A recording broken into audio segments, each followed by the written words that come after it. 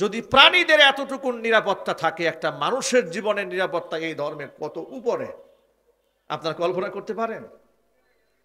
বিনা কারণে একটা কুকুরকে আপনি আঘাত করতে পারলেন না, বিড়ালকেও যদি আপনি না মারতে পারেন, মানুষ হয়ে মানুষ কি করে এত বড় ষড়যন্ত্র মানুষের সাথে করে?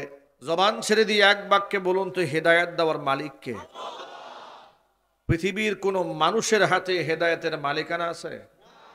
কোন পীরের হাতে, কোন দরবেশের হাতে, কোন ওলিয়া উলিয়ার হাতে?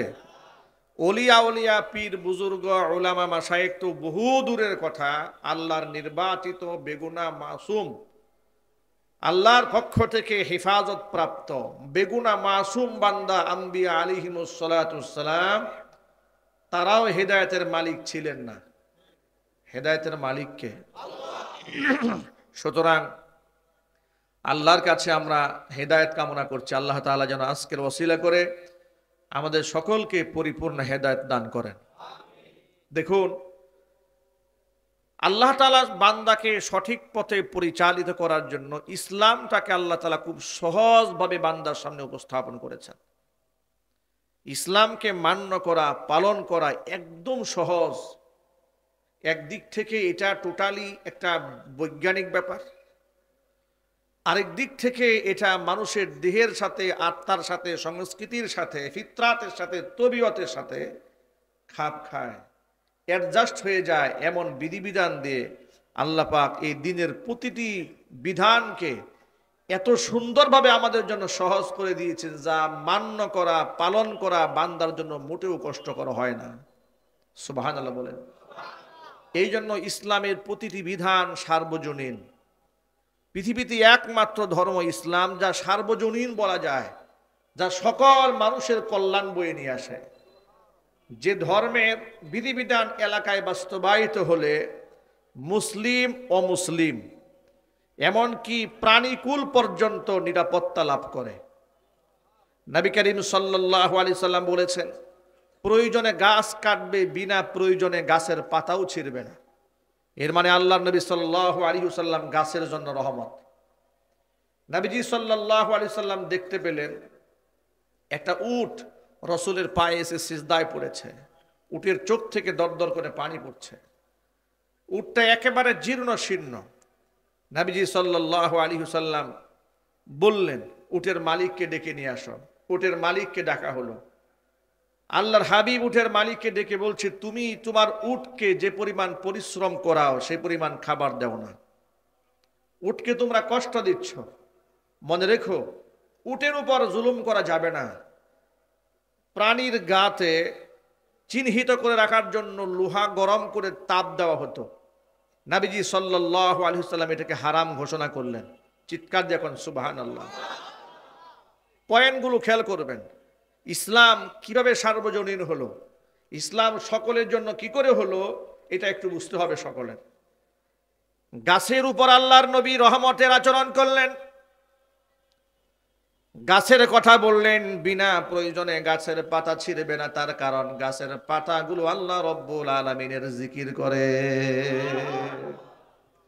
কোরআন মাজিদ আল্লাহ বলেছেন, ওয়া ইম মিন শাইইন ইল্লা ইউসাব্বিহু বিহামদিহি ওয়ালাকিন লা তাফকাহুনা তাসবিহাহুম।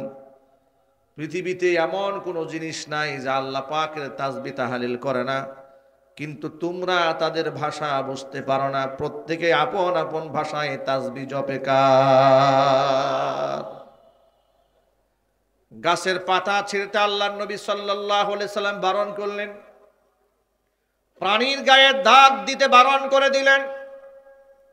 প্রাণীকে আঘাত দিবেন, কষ্ট দিবেন, বড় হারাম করে দিলেন।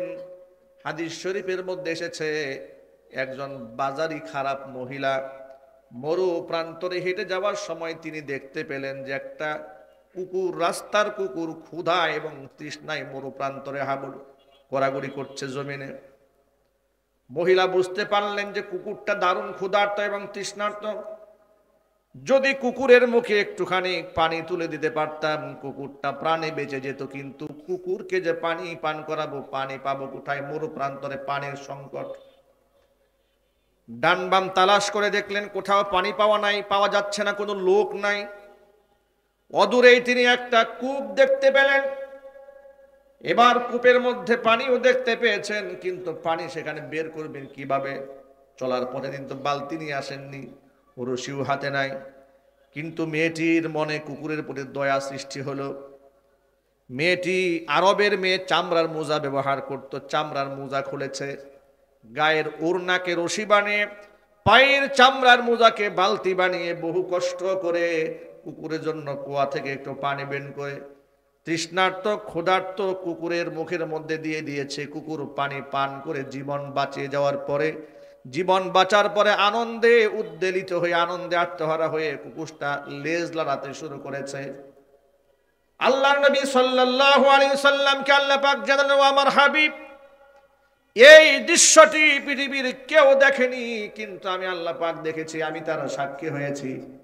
সামান্য একটা কুকুরের প্রতি আমার এই বান্দি দয়া করার কারণে, মায়া করার কারণে, তার জীবনটা বাঁচিয়ে দেওয়ার কারণে আমি আল্লাহ ওই মহিলার প্রতি এত সন্তুষ্ট হয়েছি, তার সারা জিন্দেগীর গুনার খাতা মাফ করে দিয়া জান্নাতি মহিলাদের কাতারে তার নামটা আমি আল্লাহ উঠিয়ে দিয়েছি। এর মানে হলো, আমরা এমন একটা ধর্ম লালন করি, এমন একটা ধর্মে আমরা বিশ্বাসী, যে ধর্মে আপনি একটা কুকুরের প্রতিও জুলুম করতে পারবেন না। এই শিক্ষা ইসলামে আছে না নাই? আরো জোরে বলুন। অন্য দিক থেকে তিরমিজি শরীফের হাদিসের মধ্যে এসেছে, একজন নামাজি মহিলা, পরহেজগার মহিলা, ঘরের মধ্যে একটা বিড়ালকে সে আটকে দিয়েছিল, কারণ বিড়াল তার খাবারের মধ্যে মুখ দিয়েছিল। এই রাগে গুসায় খুবে মহিলা বিড়ালকে রশি দিয়ে খাটের সাথে বেঁধে ফেলেছে। তিল তিল করে বিড়ালটাকে কষ্ট দিয়েছি, বিড়ালটাকে ছেড়েও দেয় না, বাহিরে সে খানা খেয়ে কোনো মতে জীবনযাপন করবে, বেঁচে থাকবে, সেই সুযোগ দেয় নাই, নিজেও খাবার দেয় নাই। ক্ষুধায় যন্ত্রণায় তিল তিল করে বিড়ালটাকে মহিলা হত্যা করেছে, নামাজি পরহেজগার মহিলা। নবী করিম সাল্লাল্লাহু আলাইহি সাল্লামকে আল্লাহ পাক জানালেন, ও আমার হাবিব, যে মহিলাটি তিল তিল করে আমার একটা নিরীহ প্রাণী বিড়ালকে কষ্ট দিয়ে হত্যা করেছে, ওই মহিলার সারা জীবনের নামাজ, রোজা আর তাহাজ্জুদের সওয়াবকে আমি আল্লাহ তাআলা বরবাদ করে দিয়া জাহান্নামী মহিলাদের কাতারে মহিলার নামটা উঠিয়ে দিয়েছি। ভাবা যায়, আমরা এমন একটা ধর্মে বিশ্বাসী যেখানে প্রাণীর নিরাপত্তা দেওয়া হয়েছে। চিৎকার দেখুন সুবহানাল্লাহ। মনে রাখবেন, কুকুর, বিড়াল স্বভাবজাতভাবে কুকুর এমন একটা প্রাণী যে অকারণে বিনা কারণে এই কুকুরকে আপনি লালন করতে পারবেন না। কয়েকটা শর্তে কুকুর পালা যায়। এক হচ্ছে, কুকুরকে ট্রেনিং দিয়ে আপনি বাড়ির পাহারাদার বানিয়েছেন, হারেস, কুকুর দারোয়ানি কাজ করে। ট্রেনিং প্রাপ্ত কুকুর আছে না? জোরে বলেন। এমন কুকুর আছে সেনাবাহিনীর দায়িত্ব পালন করে, ওরা আবার ব্যাজ দেওয়া হয় কুকুরের, সুবহানাল্লাহ। এভাবে শিক্ষিত কুকুর আছে। এগুলা ওই কাজে, বিশেষ কাজে আপনি ফোর্স, ইন্টেলিজেন্স ব্রাঞ্চে দায়িত্ব দিয়ে দিলেন কুকুরে, কিংবা ক্ষেত খামার পাহারা দায়িত্ব দিয়েছেন, বাড়ি পাহারার দায়িত্ব দিয়েছেন, এই জন্য কুকুর লালন করেছেন, একটা। আরেকটা হচ্ছে, কুকুরকে বন্ধু বানিয়ে ঘরের মধ্যে বন্ধু বান্ধবের মতো লালন পালন করে, যেটা পশ্চিমারা করে, ইহুদি খ্রিস্টানেরা যেটা করে, নাউজুবিল্লাহি মিন যালিক। এটা টোটালি সম্পূর্ণরূপে হারাম। এটা কি জোরে বলেন তো? আরো জোরে বলেন। কুকুরকে আপনি প্রয়োজনে বাড়ির দারোয়ানি করার জন্য, এলাকা পাহারা দেওয়ার জন্য, আপনার ক্ষেত খামার পাহারা দেওয়ার জন্য আপনি তাকে রাখতে পারবেন, কিন্তু আপনি তাকে ঘরের মধ্যে নিতে পারবেন না। নবী করিম সাল্লাল্লাহু আলাইহি ওয়াসাল্লাম বলেছেন, যে ঘরের মধ্যে প্রাণীর ছবি থাকে এবং কুকুর থাকে, সেই ঘরের মধ্যে আল্লাহ রহমতের ফেরেশতা ঢোকে না। প্রিয় ভাইরা আমার, এক বাক্যে জবাব দেয়া বলুন, তাহলে ইসলামে প্রাণীদের নিরাপত্তা আছে না নাই? আরো জোরে বলেন। যদি প্রাণীদের এতটুকু নিরাপত্তা থাকে, একটা মানুষের জীবনের নিরাপত্তা এই ধর্মে কত উপরে, আপনার কল্পনা করতে পারেন? বিনা কারণে একটা কুকুরকে আপনি আঘাত করতে পারলেন না, বিড়ালকেও যদি আপনি না মারতে পারেন, মানুষ হয়ে মানুষ কি করে এত বড় ষড়যন্ত্র মানুষের সাথে করে? এই যে জুলাই আগস্ট বিপ্লবের সময় মানুষ হয়ে মানুষের সাথে এমন ব্যবহার এই দেশের প্রশাসনের লোকেরা করেছে, জানোয়ারের সাথে মানুষ এত নিষ্ঠুর আচরণ করতে